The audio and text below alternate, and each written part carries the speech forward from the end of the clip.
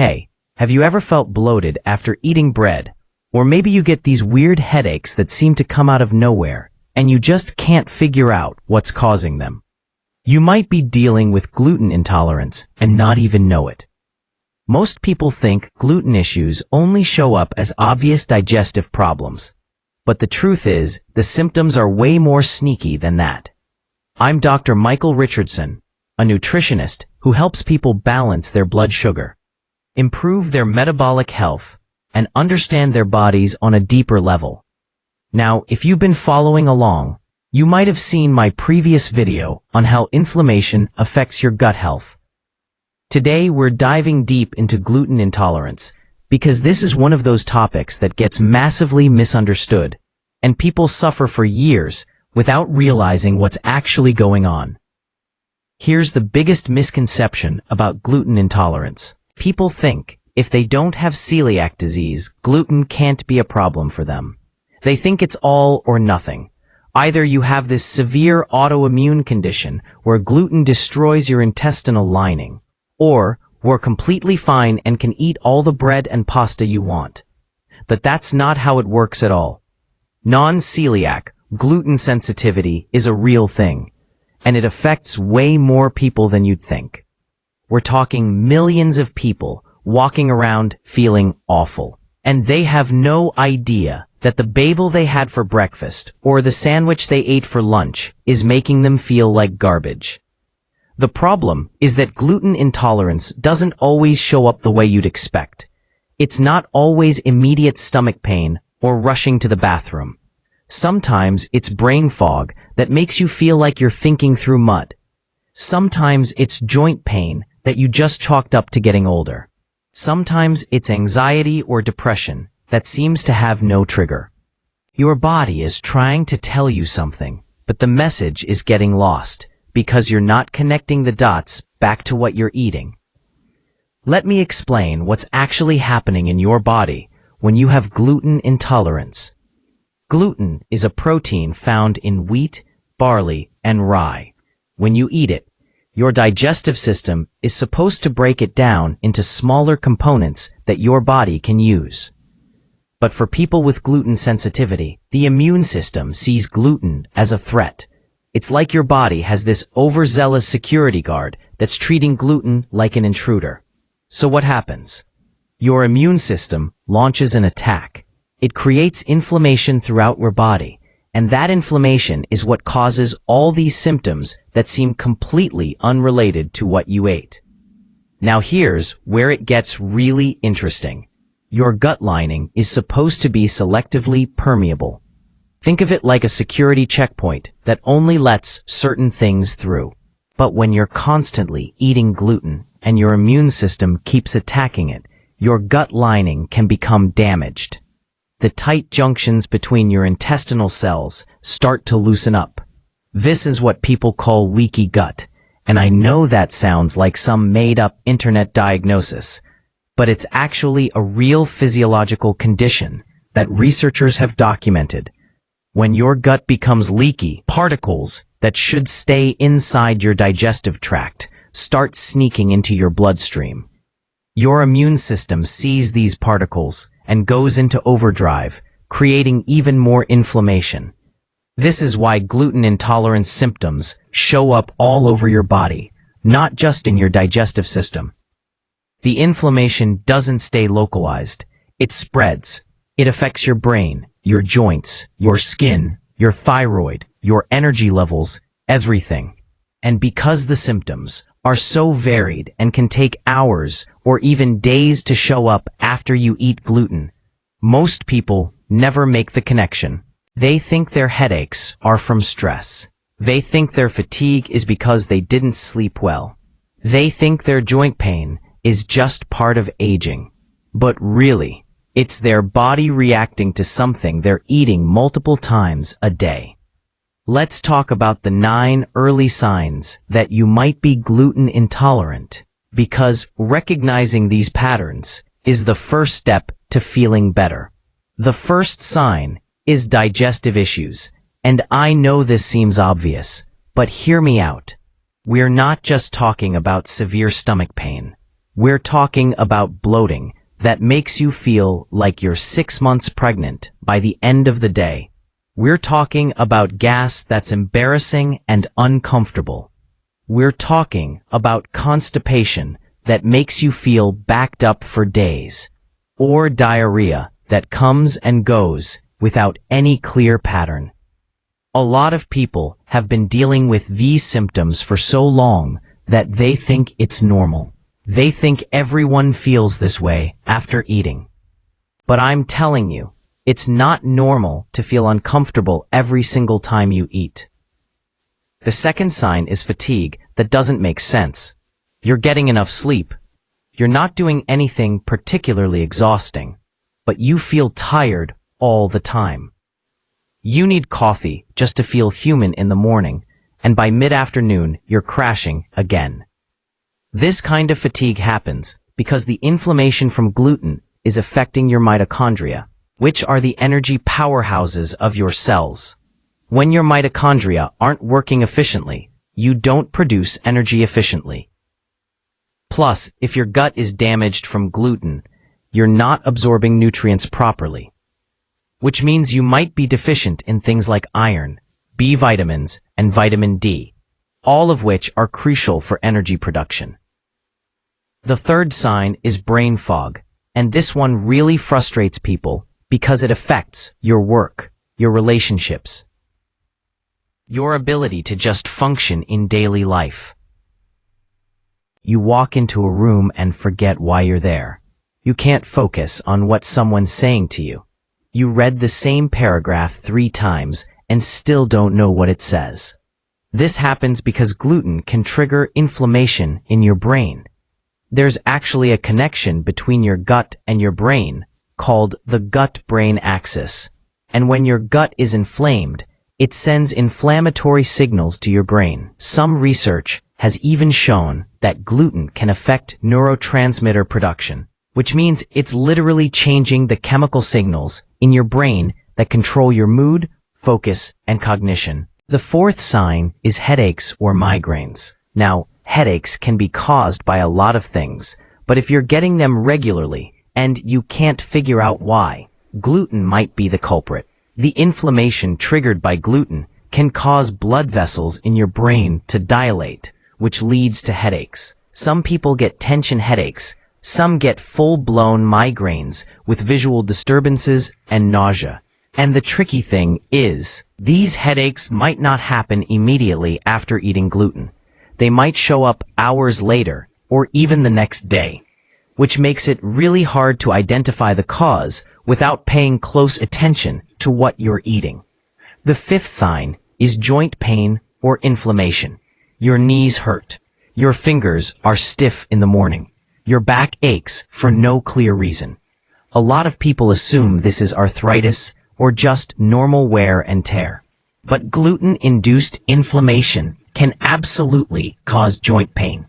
When your immune system is constantly activated by gluten, it produces inflammatory compounds called cytokines. And these cytokines circulate throughout your body and can settle in your joints.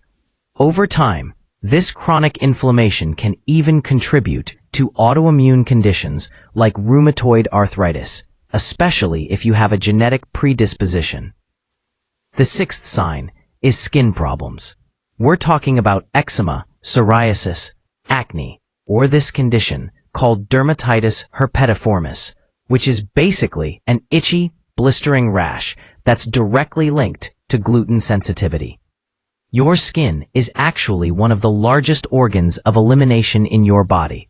So when your gut is overwhelmed and inflamed, sometimes your body tries to push toxins and inflammatory compounds out through your skin. That's when you get these chronic skin issues that don't seem to respond to typical treatments. You can slather on all the creams and take all the medications you want, but if you're still eating gluten and it's causing internal inflammation, the skin problems are going to keep coming back. The seventh sign is mood issues like anxiety, depression, or irritability. Remember that gut-brain connection I mentioned? It goes both ways.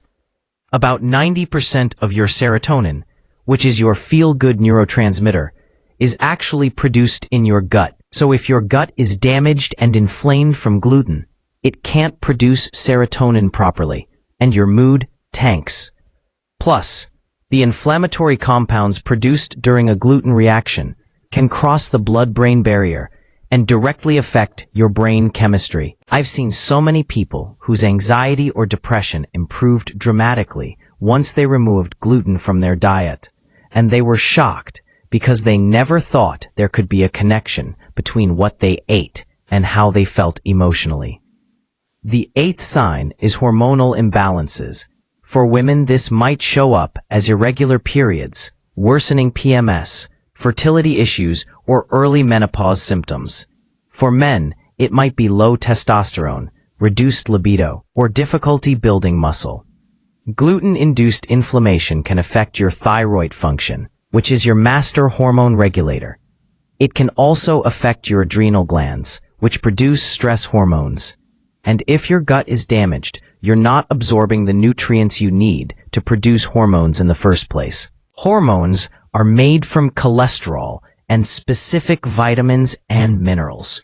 If you're deficient in these because of poor absorption, your hormonal system is going to struggle. The ninth sign is nutrient deficiencies despite eating a decent diet. You're eating vegetables, you're taking vitamins, but your blood work shows you're low in iron, or B12, or vitamin D, or magnesium. This happens because the intestinal damage caused by gluten affects the villi in your small intestine, which are these tiny finger-like projections that absorb nutrients. When the villi are flattened or damaged, your absorption capacity drops dramatically. You could be eating the most nutrient-dense food in the world, but if your gut can't absorb it, you're not going to benefit from it. This is why so many people with undiagnosed gluten intolerance end up with anemia, osteoporosis, or other conditions related to long-term nutrient deficiency. Now, I want to talk about why conventional testing for gluten intolerance often fails people. Most doctors will test you for celiac disease, which is great if you have celiac disease, but the tests they run are looking for very specific antibodies and a specific level of intestinal damage. If you don't meet that threshold, they tell you you're fine and to keep eating gluten. But non-celiac gluten sensitivity doesn't always show up on these tests. Your antibody levels might be elevated, but not high enough for a celiac diagnosis. Your intestinal biopsy might show inflammation, but not complete villus atrophy. And some people have gluten sensitivity that's mediated by a different part of the immune system that these standard tests don't even measure. This is why I always tell people that the best test for gluten intolerance is an elimination diet. Take gluten completely out of your diet for at least 30 days, and I mean completely. No bread, no pasta, no crackers, no soy sauce, no salad dressings with hidden gluten, nothing. You have to be strict about this because even small amounts of gluten can keep the inflammatory response going. After 30 days, if your symptoms have improved, then you do a challenge where you intentionally eat gluten again and see what happens. If your symptoms come roaring back, that's your answer. Your body is telling you loud and clear that gluten is a problem. I know what some of you are thinking. Gluten-free diets are just a fad. Everyone's jumping on the bandwagon. But here's the thing. For people who genuinely have gluten sensitivity, removing gluten isn't about following a trend. It's about feeling like a functional human being again. It's about not having to plan your day around bathroom access. It's about being able to think clearly and not feel like you're in a fog. It's about waking up with energy instead of feeling like you got hit by a truck. So yeah, there are definitely people who go gluten-free for no good reason, but there are also millions of people whose lives have dramatically improved because they finally figured out that gluten was the source of their problems. Let me break down the science of what gluten actually does in your body when you're sensitive to it. because understanding the mechanism helps you understand why the symptoms are so varied and why removing gluten can have such a profound impact. When you eat gluten, it gets broken down in your stomach and small intestine. One of the proteins in gluten is called gliadin, and this is the main troublemaker. In people with gluten sensitivity, gliadin triggers the release of a protein called zonulin, which regulates the tight junctions in your intestinal wall. Too much zonulin causes those tight junctions to open up, and boom, you've got increased intestinal permeability, aka leaky gut. Once those tight junctions are loose, partially digested food particles, bacteria, and toxins can slip through into your bloodstream. Your immune system sees these as foreign invaders and mounts an attack. This creates systemic inflammation, meaning inflammation throughout your entire body, not just in your gut. This inflammatory response involves the release of cytokines, which are signaling molecules that tell your immune system to keep fighting. The problem is, chronic inflammation from ongoing gluten consumption keeps your immune system in a constant state of high alert, and this takes a toll on every system in your body. Your brain is particularly vulnerable to this inflammation. There's something called the blood-brain barrier, which is supposed to protect your brain from harmful substances in your bloodstream. But chronic inflammation can make the blood-brain barrier more permeable, allowing inflammatory compounds to enter your brain tissue.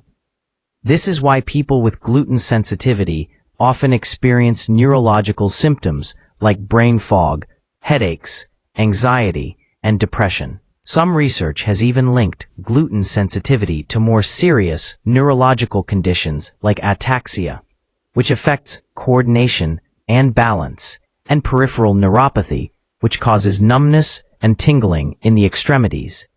Your thyroid is another organ that's commonly affected by gluten sensitivity. The molecular structure of gliadin is similar to the molecular structure of thyroid tissue. Because of this similarity, when your immune system creates antibodies against gliadin, those antibodies can sometimes attack your thyroid tissue by mistake. This is called molecular mimicry, and it's one of the ways that gluten sensitivity can contribute to autoimmune thyroid conditions, like Hashimoto's thyroiditis. If you have an underactive thyroid, you're going to experience fatigue, weight gain, depression, and a whole host of other symptoms that make life miserable. The connection between gluten and hormonal health goes even deeper. Your gut bacteria, also known as your microbiome, play a crucial role in hormone metabolism. They help break down and eliminate excess hormones, particularly estrogen. When gluten damages your gut lining and disrupts your microbiome balance, you can end up with something called estrogen dominance, where you have too much estrogen relative to other hormones like progesterone. This can cause heavy periods, PMS, fibrocystic breasts, weight gain around the hips and thighs, and an increased risk of certain cancers. For men, disrupted hormone metabolism can lead to elevated estrogen and decreased testosterone, which affects everything from body composition to mood to sexual function.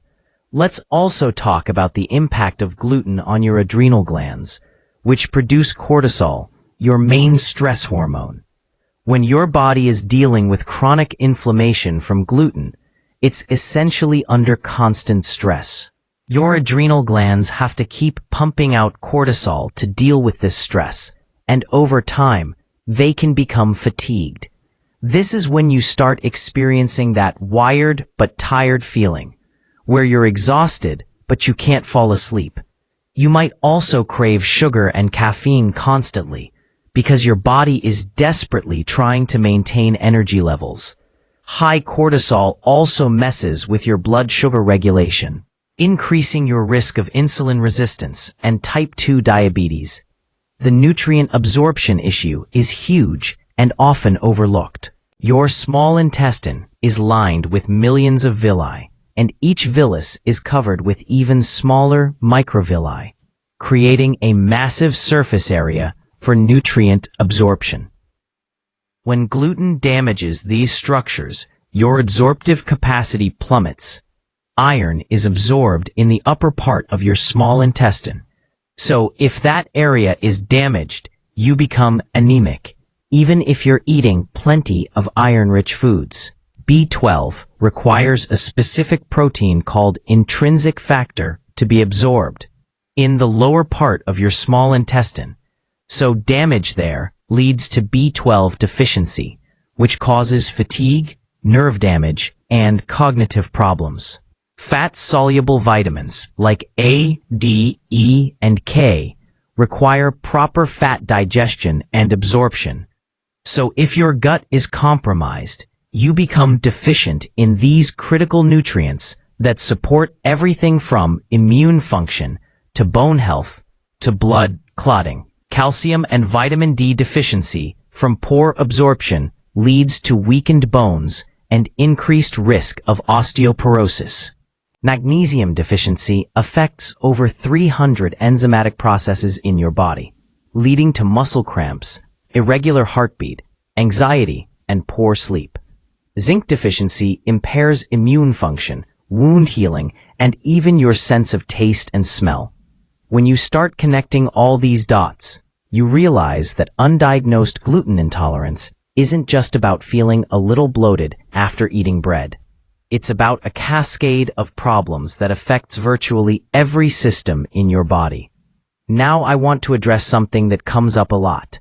People say, but humans have been eating wheat for thousands of years. Why is gluten suddenly a problem now? This is a fair question, and there are several answers. First, the wheat we eat today is not the same wheat our ancestors ate. Modern wheat has been selectively bred to have much higher gluten content because gluten gives bread its chewy texture and helps it rise. So we're eating way more gluten per serving than people did 100 years ago. Second, we're eating gluten multiple times a day, every day. Cereal for breakfast, sandwich for lunch, pasta for dinner, crackers for snacks. Our ancestors didn't have that level of constant exposure. Third, the way we process wheat today is different. We use high-speed milling and quick rise methods that don't allow for proper fermentation, which traditionally helped break down some of the problematic compounds in wheat. There's also the issue of glyphosate, which is an herbicide commonly sprayed on wheat crops right before harvest to dry them out. Some researchers believe that glyphosate disrupts the gut microbiome and contributes to gluten sensitivity. Then there's the fact that we have more gut issues in general today because of factors like antibiotic overuse, chronic stress, poor sleep, processed foods, and environmental toxins. All of these things damage the gut lining and disrupt the microbiome, making us more susceptible to developing food sensitivities, including gluten sensitivity. So it's not just about gluten itself. It's about the perfect storm of factors that have made our guts more vulnerable and our gluten exposure more problematic. Let me give you a practical, step-by-step action plan for figuring out if gluten is a problem for you and what to do about it. Step 1. Keep a detailed food and symptom journal for at least a week before you change anything. Write down everything you eat and drink, and note any symptoms you experience, including digestive issues, energy levels, mood, skin problems, headaches, joint pain, anything. This baseline information is going to be really valuable for comparison later. Don't change your diet yet during this week. Just observe and document. Step 2. Commit to a strict 30-day gluten elimination. This means removing all sources of gluten from your diet.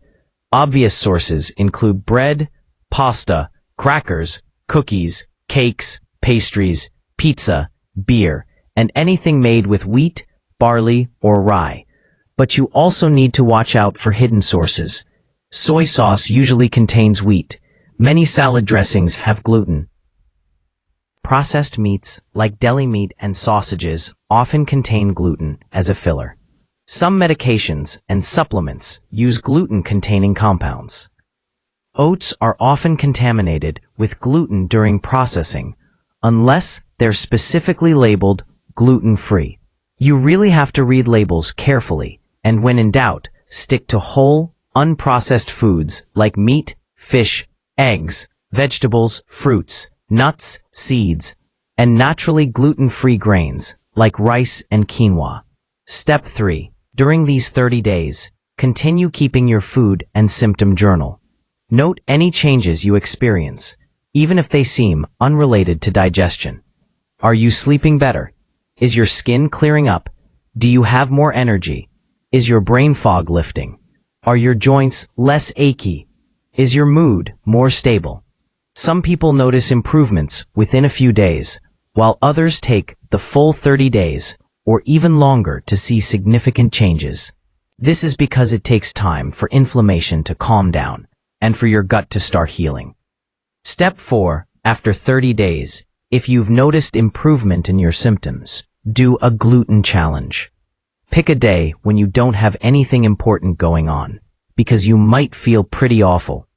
Eat a normal serving of gluten, like 2 slices of regular bread or a bowl of regular pasta. Then pay very close attention to how you feel over the next 48 to 72 hours.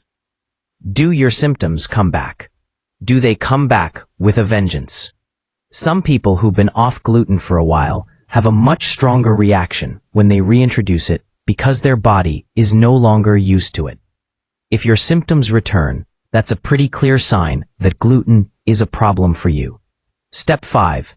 If the gluten challenge confirms that you're sensitive, commit to a gluten-free lifestyle, but do it smartly. Don't just replace regular bread with gluten-free bread and think you're good to go. A lot of gluten-free processed foods are actually worse for you than their gluten-containing counterparts because they're loaded with sugar, refined starches, and additives to make up for the texture and taste that gluten provides. Instead, focus on eating real, whole foods. Build your meals around protein, healthy fats, and vegetables. If you want grains, choose naturally gluten-free options like rice, quinoa, buckwheat, or millet, but don't make them the star of every meal. Step 6. Work on healing your gut. Just removing gluten isn't always enough, especially if you've been dealing with gluten sensitivity for years. Your gut lining needs support to repair itself. This means eating plenty of foods that support gut healing, like bone broth, which provides collagen and gelatin that help seal the gut lining. Fermented foods like sauerkraut, kimchi, and kefir provide beneficial bacteria to rebalance your microbiome. Foods high in omega-3 fatty acids like wild-caught fish, flax seeds, and walnuts help reduce inflammation. You might also benefit from specific supplements like L-glutamine, which is an amino acid that helps repair the intestinal lining, zinc carnosine, which supports mucosal healing, and a high-quality probiotic to restore healthy gut bacteria. Step 7. Be patient with yourself and realistic about social situations. Going gluten-free can be challenging, especially in social settings.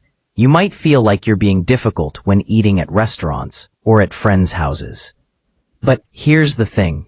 Your health is not negotiable. You don't owe anyone an explanation for taking care of your body. That said, you can make it easier on yourself by planning ahead. Look at restaurant menus online before you go. Bring a gluten-free dish to share at potlucks. Educate your close friends and family about your needs so they can support you. And give yourself grace if you accidentally get glutened. It happens. Don't beat yourself up. Just get back on track and remember why you're doing this.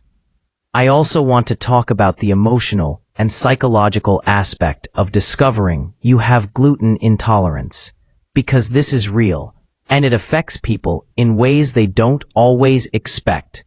There can be a grieving process. You might mourn the loss of your favorite foods. You might feel angry that that your body can't handle something that seems so basic. You might feel isolated when everyone else is eating pizza, and you're the only one who can't join in. These feelings are valid. Food is deeply tied to our culture, our memories, our celebrations, and our comfort. Having to restrict a major food group can feel like a loss. But here's what I want you to hold on to. The freedom and vitality you gain from removing gluten far outweighs what you're giving up. Imagine waking up with energy. Imagine your brain feeling clear and sharp. Imagine not having to worry about where the nearest bathroom is. Imagine your skin clearing up. Imagine feeling emotionally balanced. Imagine your body not hurting all the time. This is what's possible when you remove the thing that's been causing chronic inflammation in your system. Yes, you might miss bagels, but you're gaining your life back. There's also something empowering about taking control of your health. For so long, you might have felt like a victim of these mysterious symptoms that no one could explain. Doctors might have dismissed you or told you it was all in your head. But when you figure out that gluten is the problem and you take action to remove it, you're taking back your power. You're listening to your body. You're advocating for yourself. You're making choices that prioritize your well-being. That's huge. I want to address one more common concern. People worry that going gluten-free means they'll miss out on important nutrients. After all, a lot of bread and cereal is fortified with vitamins and minerals. But here's the reality. If gluten is damaging your gut, you're not absorbing those nutrients anyway. And once you remove gluten and allow your gut to heal, your absorption improves dramatically. Plus, if you're eating a variety of whole foods, like vegetables, fruits, quality proteins, nuts, seeds, and naturally gluten-free grains, you're getting far more nutrients than you ever did from fortified processed foods. The key is diversity. Don't just eat chicken, broccoli, and rice every day. Mix it up. Try different vegetables. Experiment with different proteins. Explore different gluten-free grains. This ensures you're getting a wide range of vitamins, minerals, and phytonutrients.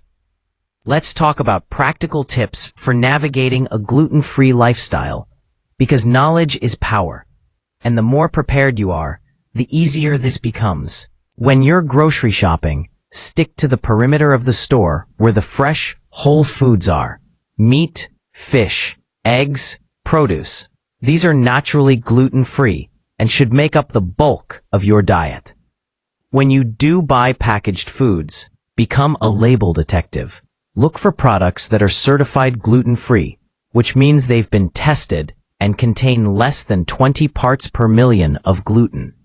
Be aware of tricky ingredients like malt, which comes from barley, or modified food starch, which can be derived from wheat. If you're not sure, don't buy it. When eating at restaurants, don't be shy about asking questions. Find out how dishes are prepared. Are the French fries fried in the same oil as breaded items? Is the grilled chicken actually grilled? Or is it cooked on the same surface as buns? Cross-contamination is real and can trigger symptoms even if the food itself doesn't contain gluten. Many restaurants now have gluten-free menus or are willing to accommodate special requests. Chain restaurants especially have gotten much better about this because they've realized there's a significant market for gluten-free options. For travel, preparation is key. Pack gluten-free snacks like nuts, seeds, fruit, or gluten-free protein bars so you're not stuck in a situation where you're starving and have no safe options. Research restaurants at your destination ahead of time. If you're staying in a hotel, see if you can get a room with a kitchenette so you can prepare some of your own meals. If you're flying, bring your own food because airplane food is notoriously difficult to navigate for dietary restrictions. At social gatherings, offer to bring a dish so you know there will be at least one thing you can eat. If it's a dinner party at someone's home, let them know about your dietary needs ahead of time, but also make it clear that you don't expect them to go out of their way. Offer to bring your own food if it's easier for them. Most people are understanding and accommodating, but if someone is dismissive or makes you feel bad about your needs, that's their issue, not yours. One thing that surprises people is how much better they feel once they've been gluten-free for a while. It's not just that their obvious symptoms improve.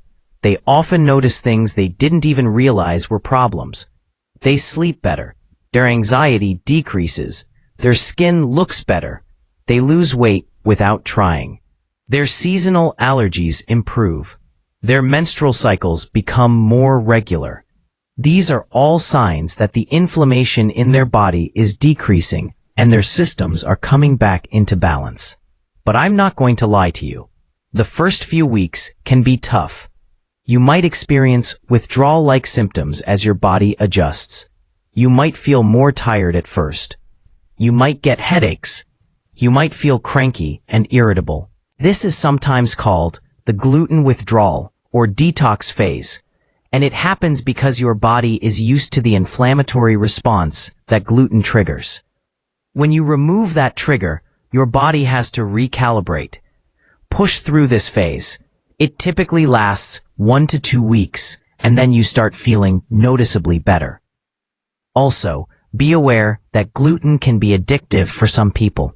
There are compounds in wheat called exorphins that can bind to opioid receptors in your brain, creating a sense of pleasure or comfort. This is why some people crave bread and pasta intensely, especially when they're stressed. When you remove gluten, you might experience these cravings strongly at first. Recognize them for what they are, and find healthier ways to cope with stress or seek comfort. Whether that's through exercise, meditation, connecting with friends, or eating something else that brings you joy. Now, I know this is a lot of information, and it might feel overwhelming. You might be thinking, how am I supposed to do all of this? Take it one step at a time. You don't have to be perfect. You just have to be consistent. Start with that elimination trial. See how you feel. If gluten is indeed a problem for you, the motivation to stay away from it becomes much easier when you remember how bad you felt when you were eating it. Your body will give you feedback. Listen to it. Remember, this isn't about deprivation. It's about liberation. It's about giving your body what it needs to function optimally. It's about reducing inflammation so your immune system can calm down and focus on protecting you from actual threats instead of attacking your own tissues. It's about improving your gut health so you can absorb nutrients properly. It's about balancing your hormones so you feel emotionally and physically stable. It's about having energy to do the things you love. It's about thinking clearly and being present in your life. If you've been struggling with mysterious symptoms that doctors can't explain, if you've been told everything is fine, but you know something isn't right, if you've tried everything else and nothing has worked, consider the possibility that gluten might be the missing piece of the puzzle. It costs you nothing but 30 days of effort to find out. And if it turns out that gluten is indeed a problem, the investment you make in changing your diet will pay dividends in your health and quality of life for years to come. I want you to feel empowered in this process. You are not broken. Your body is doing exactly what it's designed to do, which is to protect you from what it perceives as a threat. The problem is that gluten has become that threat for many people because of all the factors we've discussed. The changes in wheat, the amount we're consuming, the state of our modern guts. But you have the power to change this. You have the power to remove the trigger and give your body a chance to heal. One last thing I want to mention is the importance of working with a healthcare provider who understands gluten sensitivity, especially if you have complex health issues or if you're not seeing improvement even after removing gluten. Sometimes there are other factors at play. You might have other food sensitivities in addition to gluten. You might have an underlying infection, like SIBO or Candida overgrowth, that needs to be addressed. You might have heavy metal toxicity or mold exposure that's contributing to your symptoms. A functional medicine practitioner or a nutritionist who specializes in gut health can help you dig deeper and create a comprehensive healing protocol tailored to your specific situation. Testing can also be helpful. Even though I said earlier that elimination diets are often the best test, if you want objective data, there are labs that test for gluten antibodies, including tests that look at different components of gluten beyond just gliadin, like glutenin and gluteomorphins.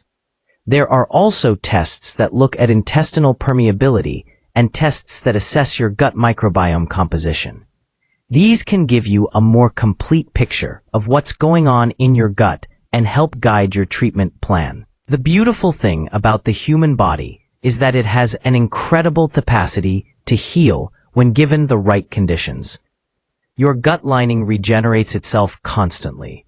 The cells of your intestinal lining turn over every few days. So if you remove the thing that's damaging them, and you provide the nutrients and support they need to heal, improvement is not only possible, it's likely. I've seen people who've struggled for years, sometimes decades, transform their health by identifying and removing gluten.